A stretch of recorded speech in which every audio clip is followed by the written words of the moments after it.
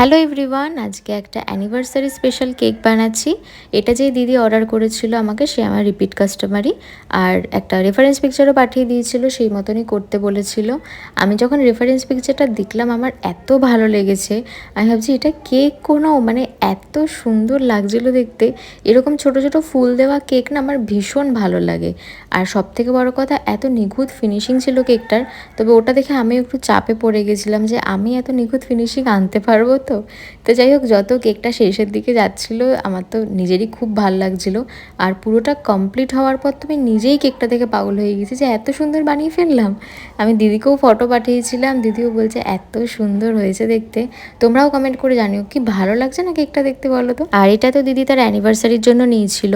আর কদিন আগে আমাকে বলছিল আমার ভীষণ চকলেট কেক খাওয়ার ক্রেভিংস হচ্ছে, তুমি আমাকে ছোটোর মধ্যে হলেও একটা বানিয়ে দাও, আমি এমনি খাবো বাড়িতে বসে। তো আমি একটা মিনি কেক করে দিয়েছিলাম, একদম বেশি বেশি করে চকলেট দিয়ে, চকো চিপস দিয়ে, চকলেট ট্রাফেল কেক। তো দিদি আমাকে বললো কেকটা খেয়ে আমার পুরো ক্রেভিংস মিটে গেল। তো আমি এই কেকটাও একেবারেই অ্যাড করে দিলাম ভিডিওতে। তো চলো, তোমাদের কেমন লাগলো কমেন্ট করে জানিও। আর ভিডিওটা ভালো লাগলে একটা লাইক আর সাবস্ক্রাইব করে দিও। টাটা।